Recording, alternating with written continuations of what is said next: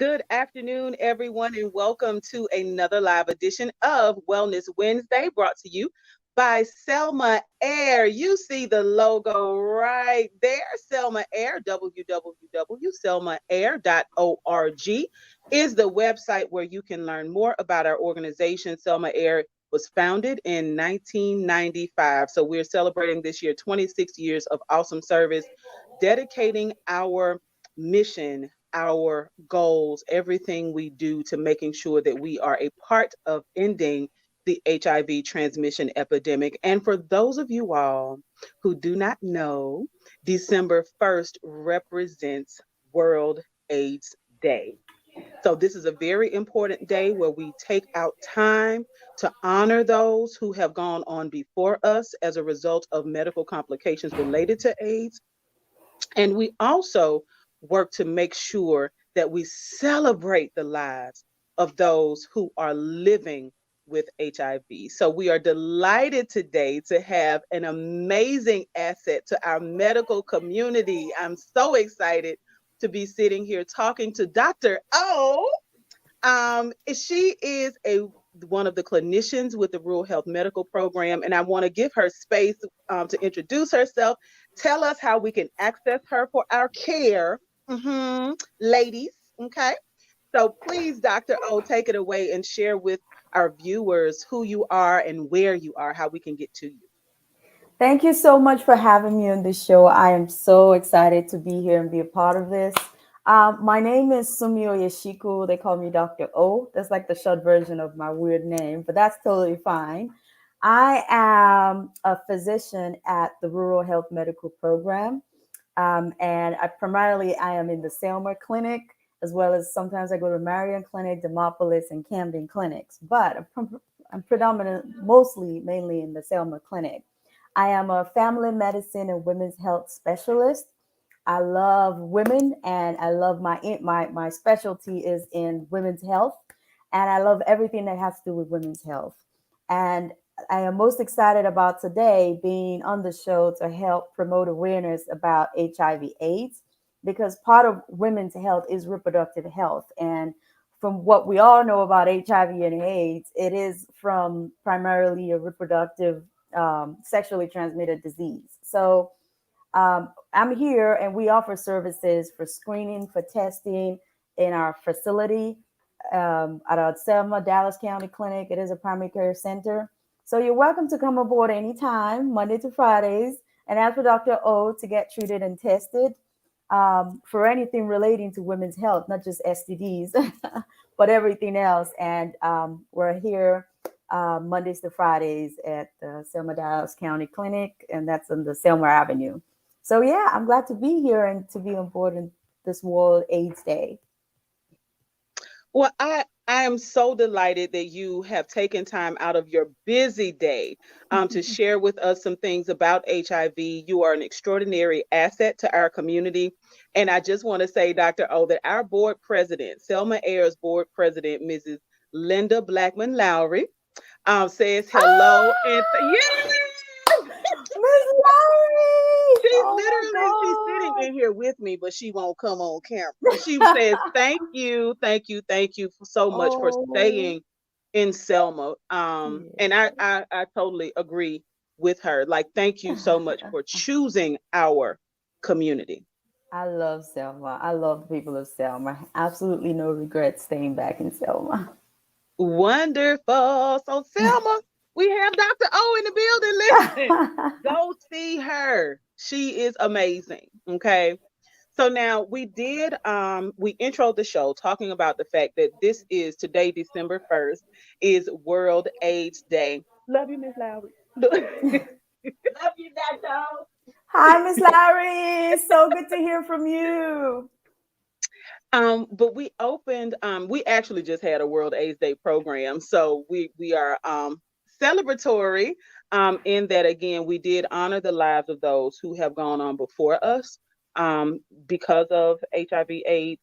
But then we also are celebratory. We're celebrating the fact that science has come so far that folks no longer have to take 10 and 15 pills a day, right, to Oh, manage HIV, that most people are now taking just one pill a day.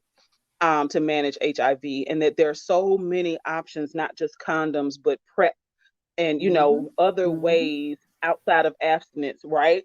Right. That we can work with our and work to help make sure that we maintain sexual wellness. That's right. So one of the biggest questions I wanted to really just kind of talk to you about and hope that this kind of sheds light on HIV for some folks and allows us to really think, because I hope that this will be a thought provoking conversation for folks. Right. But why do you think more people are not aware of their HIV status? Wow, that's a deep question, and we live in this world, this era now where people think not knowing keeps them safe, you know. Mm-hmm. And there's that saying that ignorance is bliss, but no, Mm-hmm. it's not. It's costly, especially when it comes to diseases like HIV, AIDS. In our environment, narrowing it down, I think a lot of people don't want to know. One, because they're scared about the stigma associated with or affiliated with HIV/AIDS. You know, it's just, I remember when the pandemic first started, the COVID, it used to be Mm-hmm. a nobody wants to be labeled as the one that is COVID positive. But then later we changed the narrative to survive the COVID. So the same thing with HIV. People don't want to be labeled as the one who is positive. So they don't want to know so that they don't have to deal with the label, and they don't want to have to deal with the long-term commitment that comes with the medications. So they feel like, you know what, not knowing means I get to do live my life the way I want without any consequences. But that is not true. That is just a Right. mirage of, if I don't know, I can get away with it. But I think really in our community, why a lot of people are not aware of it is mostly the what I think is the accessibility to those resources serve as another major barrier. They don't know where to go get tested. They don't know why they should go get tested.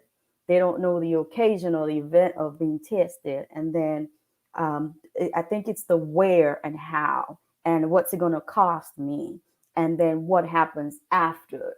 So I think that stigma and accessibility serves as the two main hindrance to why people don't want to know about their HIV status, and especially in our local community of Selma. So let's talk about the lack of access, because you and I had a really great conversation Mhm. earlier this week, and I think it's important to say that the lack of access certainly serves as one of the barriers. Right. And accessibility can mean a lot of different things, right? Hmm. That's correct. Um, for a small town like Selma, you can't walk into any clinic without knowing why the other person is there. And with a disease like HIV/AIDS that has a lot of stigma associated with it, you don't want to come into the clinic and, when you're signing in and they say, uh, what's wrong with you? You can't go, Mm-hmm. I want to get tested for HIV. And then the person in the front will say, what? What you here for again? And then everybody's scared. Like, I said HIV. Mm-hmm. That's probably an extreme example, but I'm trying to say that there a lot of people are not comfortable going to the traditional clinic setting to get tested. So that leaves the option of going to separate places or separate office spaces that caters to uh, HIV testing under that umbrella of anonymity, where it's safe, it's secure, and people are not going to know your business or understand why you're into that building. So the lack of access, especially for an area like Selma, which is medically underserved, not a lot Mm-hmm. of facilities offer that private screening or private testing, And so because of that hinders a lot of people wanting to even get tested. Like, why would I want to go if everybody knows why I'm there? And again, I make reference to the COVID back then when it first started in the pandemic. You're Once right. you're positive, everybody just stays away from you, and you're like that. when she come into the building, it's like everybody goes the other way. Oh, the COVID positive person is here, Mm-hmm. and it was a stigma across everywhere in the clinics and the malls and the hospital and the grocery store. It's like that. Oh, did you hear she was positive last week for COVID? That.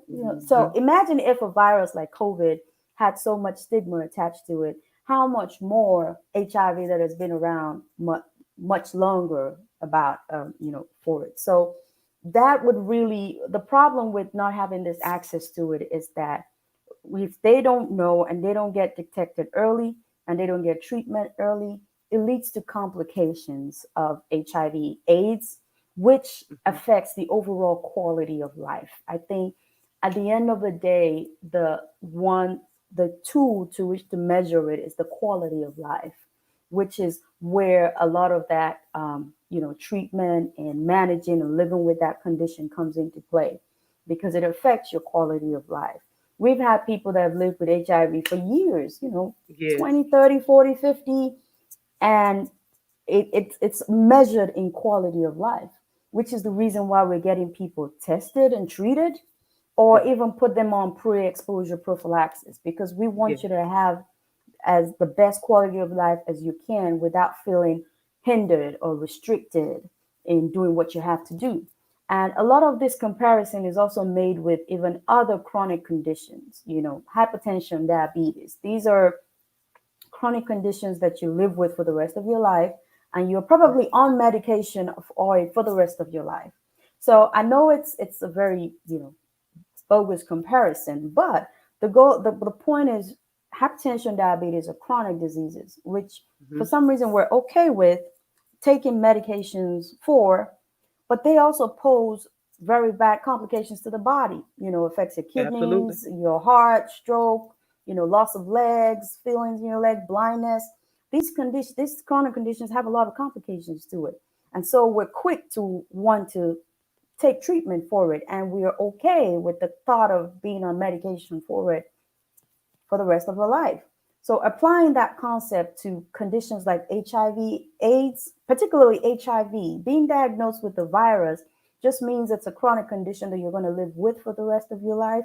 But if you take your medications right, you would have the best quality of life that you can if you compare it to any other chronic disease out there. So I think it's about changing the narrative about HIV and not so much of the stigma. But hey, this is a disease that once you know and you're able to deal with, you live the fullest of life. Absolutely. And again, because this is World AIDS Day, this is a very important message for folks because there are people, as you said, who are HIV positive, who have continued to live happy, productive, healthy lives That's outside of right. taking one, maybe two pills a day to manage HIV. Yes. So we are excited about that and we celebrate that on Hmm. World AIDS Day. But this is a message, though, that needs to carry well beyond today and That's right. making 365 days a year, right? Right? Days That's where right. we consider our own sexual wellness and we consider those folks around us who may be living with HIV and consider ourselves and the risky Hmm. behaviors that we may have engaged in and not taken an HIV test. So I do want to just make sure that we um, n- allow folks to know that Selma Air is available. We are Right. accessible for testing, whether you would like to come in to one of our facilities. We are located at 102 Central Park Place. We also have the Black Belt Wellness Center, which is 104 Executive Park Lane, Suite A, where we provide free HIV testing every single day. Dr. O is at the Selma Health Center with Rural Health Medical Clinic. Rural Health Medical Program has 7 centers across 5 counties in West Central Alabama. Every single one of those health centers is able to provide HIV testing. So it's important that as we go in for our regular exams, y'all, we've got to start asking for the HIV test that we need. Right. The Right. CDC Hmm. recommends if you're 13 to 64, I say 14 to 64 because it's the easier, like you can remember the fours. So if you are 14 to 64, an annual HIV test is always, always, always in our best interest. So Yes. now we've talked about, accessibility. We've talked about the importance of getting tested. I'm wondering if we could just kind of share some facts about HIV, and not just the impact that it has on the body, but what is the difference between HIV and AIDS? So HIV is a virus that affects your body's immune system. And at the early start of the infection, it affects your body's ability to fight off infection. Hmm. And when that happens, HIV is just the place is the state of getting infected. But then, if you're looking at AIDS, is when the body's immune system is compromised completely, and at that point, you're susceptible to all kinds of infection. And it is at that point that one is at risk for all kinds of complications and disease. So going there, it's like, okay, this virus is it breaks you. So let me break it down to an example of you have a cold, you have a flu, Hmm. and it's a viral illness where you're sneezing, you're coughing, and then they tell you take a chicken stew, chicken soup and lemon and honey, and you feel better. The Hmm. body has viral illnesses run their course where if you're down with an infection, your body kind of fights it and helps build some antibodies, and you feel better after a while. You might Hmm. get some medications, say antibiotics, steroids, or something, but the body ultimately uses whatever medication you give it to fight off an infection. But with a disease or with a virus or a viral infection like HIV, it attacks the body's ability to fight off infection and breaks down the body's immune system and leads to that point where the AIDS is what we call acquired immune deficiency syndrome. And at that time, there is you're susceptible to what we call opportunistic infections, which are infections that on a normal day or a normal person, you wouldn't be bothered by it.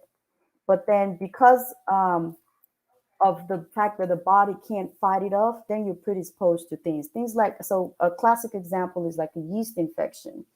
You might get a yeast infection, take a pill, take a that, and you're fine. But a person that has HIV or a person that has AIDS can't fight off an infection like a yeast infection. And it Wow. spreads from just, like for women, they have vaginal yeast infection. But then you find that there's infection of yeast in the throat and the mouth, going all the way down to the GI tract. And it's enough to make you sick.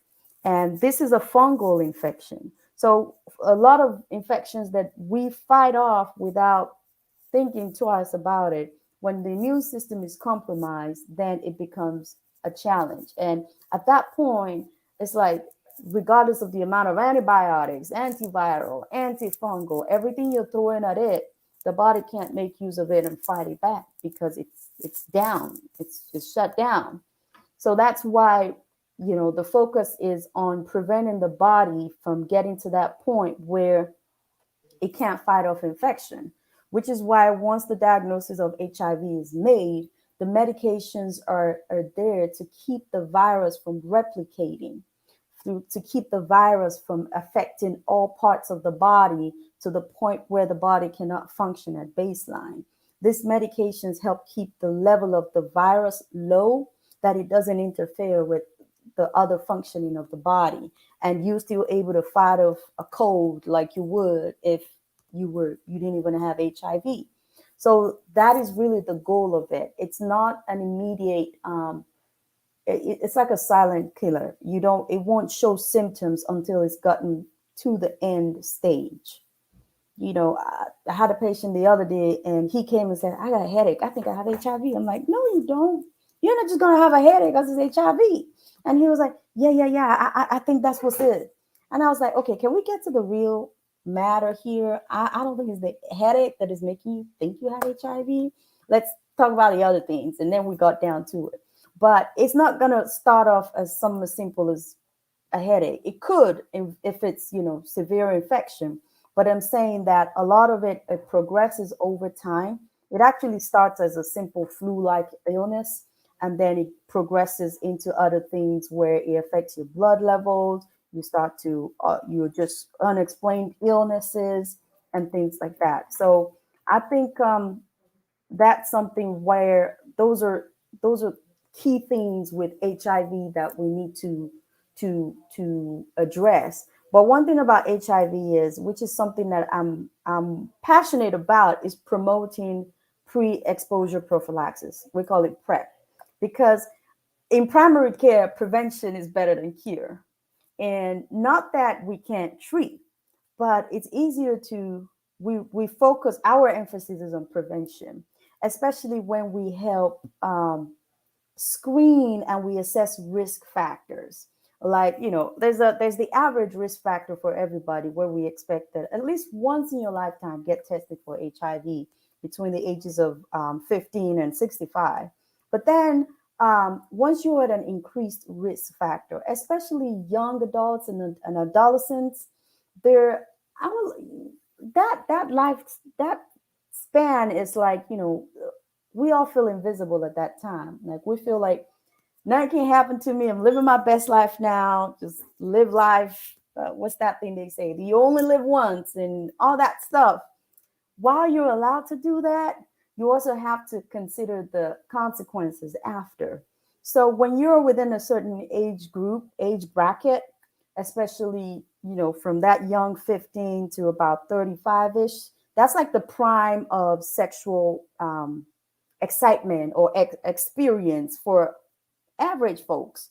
So at that point, we then weigh in all the various risk factors. And one thing, I'm gonna just use this time to just talk a little bit about PrEP, which is kind of why we look towards it. So when you come to the clinic and we ask you, are you sexually active? We're not just being nosy.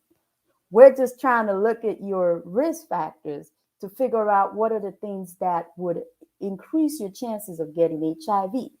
So, first of all, if I've treated you for STDs twice in 6 months, then we're going to start having that discussion on PrEP. That means pre exposure prophylaxis, putting you on a medication that will prevent you from getting HIV.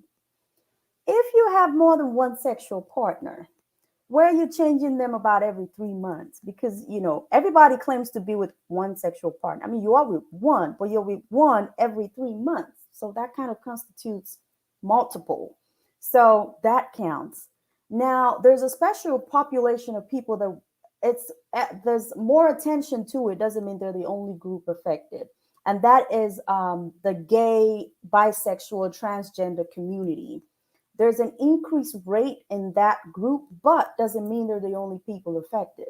But if you tell me your sexual orientation, I'm able to factor that into the discussion as well. And then even overall sexual practices. You know how they always say ABC, the C is use a condom. Always use a condom. So when I ask, do you use protection? We can pray the blood of Jesus, but I mean, using a condom, you've got to use one during sex. So, but the reality is, you can advise somebody to use a condom, but then do people actually use it? You know how it gets. People don't get around using condom all the time, so it's okay. It's okay. But if you're not using condoms regularly, more than one multiple sexual partners, I've treated you for STDs twice in 6 months, and or people that have what we call transactional sex. I'm just use that broad term right there and say you're involved in transactional sex. That means sex for money, and that usually involves more than one person or multiple persons, with or without protection. That also increases your risk for HIV. And finally, substance abuse. We live in a community where substance abuse is kind of under the hush tones, but we know it's out there, and we know those that are doing it. And we're not in a position to discriminate or judge, but when you reveal that knowledge to us, we're able to put that in and say, hey, injection drug use, substance abuse, because one substance addiction ripples into others, as well as all these risk factors. We put it into question and say, you probably need to be on a prophylaxis, which is a medication to prevent. Think of it like, well, it's probably extreme, like vaccine for HIV, but it's not vaccine. It's a medication that prevents the virus from getting into your cells. It should, in case you come in contact with it, because you have behaviors that increase your chances of getting it above the average. So it's something a lot of people don't like to talk about, but we're actually seeing increased number of patients on it, and it's better on the long term than being diagnosed with HIV and having to now be in the treatment phase.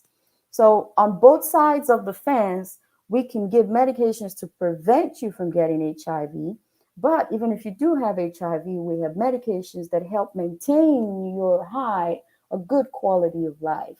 And I'm sure a lot of people have seen that ad on TV about Truvada or Discovery. I know those ads seem a little streamlined towards a particular uh, gender or Hmm. group of persons, but it's not really like that. It's everyone. As long as your risk factors are high, then I encourage a lot of people to embrace the PrEP options because it's better to prevent than to cure. Absolutely. So I am so excited that you mentioned PrEP. That is something that I have to be honest, as I move around the community, and Selma Air covers 8 counties across West Central Alabama. Now we go into other areas, but right now we focus on 8 rural counties in West Central Alabama. And in our within our younger populations, folks are actually aware. They're paying attention to the commercials that you're talking about. So when Right. we ask, well, have you ever heard of PrEP? Yeah, I've seen that on TV, right? But I want to encourage folks who may be, especially like Black women who are 25 to 50. Ladies, if you are out here and you are having sex with anybody that, especially somebody that you are not married to, make sure that you are asking your doctor about PrEP. That is so very important. It is a preventative measure. It's a pill you take once a day to make sure that you are not going to be able to contract HIV through sex. Now, Dr. O did mention to us that we do have substance misuse disorder in our community. So if you're using a substance that requires a needle, PrEP does not protect against that. PrEP protects against HIV transmission in sex. Or through sex. So we want to make sure that we are protecting ourselves and that we're sharing this information with others. And I particularly pointed out Black women, 25 to 50, because we have an outstanding program that launched in April. We brought on 5 wellness navigators who are now equipped to host small group discussions. Those group discussions are going to kick off in January. So we are excited about these ladies traveling the Black Belt, honey, sharing information and having meaningful conversations. Because see, that's how we end the HIV transmission epidemic is we have the meaningful conversations with each other, and then we have them with our clinicians, and we hold ourselves accountable, and we consider right what the long-term impact of making bad decisions can have, not just on us and our physical being and our mental wellness, but let's think about the impact it will have on our families, right? The impact it could Mhm. have on our children. What happens, unfortunately, stigma is real. It's something that we can all help to fight against. But, Mhm. what happens if there's an HIV positive diagnosis and based on stigma, now our children are in school, somebody finds out that there's an HIV positive diagnosis in the house, and now the baby is, our children are being bullied or made fun of or something like that. So we've Right. got to think about the long term impact of our actions on not just our individual bodies, but the impact on our families and our community. So now I brought up kids, and I know that we are within we have just passed the 30-minute mark, but just quickly before we close out, when is it appropriate for us to talk to our young people about HIV, about STI, sexually transmitted infections, and how do we get more information to our young people? I feel like a lot of the burden or this responsibility lies with parents. Okay. That conversation should start with all parents having this discussion with their kids as soon as they're old enough to understand their PP parts. Mm-hmm. Then the conversation about sex and consent and inappropriate behaviors and touching should begin. We don't have to wait until they have, when we were growing up, is until you have your period Mm-hmm. that your mama would sit you down and have the talk The talk, and right? say, if a boy touches you, you get pregnant. So don't Mm-hmm. do anything. But I think it should be before that.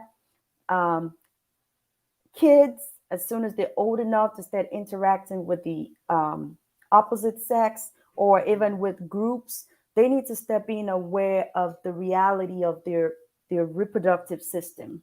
And it shouldn't be spoken about in hush tones. It shouldn't be spoken about using, pee parts. They need to get comfortable where you're telling them about your vagina and your Yeah. penis and Yeah. tell them like, look, no one is allowed to touch it. This is private to you. No one's allowed to touch it without your consent. And consent also needs to be explained in different ways. But when you're even having that conversation with them, is also trying to say, look, there's a lot of diseases that get spread when things like this happen. So all the diseases that could come could affect your reproductive life, but it could also affect your quality of life. You might die young. You might become really sick because you got to break down these words to them in ways that they understand. You can catch a disease that will make you really sick. So they always say like a kid from like 7, 8, 9 begins to understand that, especially when they're coming home giggling like, "Mama, I met a girl today," and you're like, "Yeah." You're not telling them today to say, "Hey, don't go talk to the girl."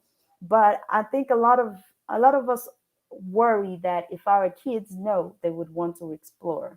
If our kids know, they would it would, there was this wrong belief that, knowledge leads to promiscuity, where if you teach them about sex education, they're going to want to do it. If you pass out free condoms, is licensed to use it. That is not true, because they don't do it whether you tell them or not. So don't act like nothing's happening.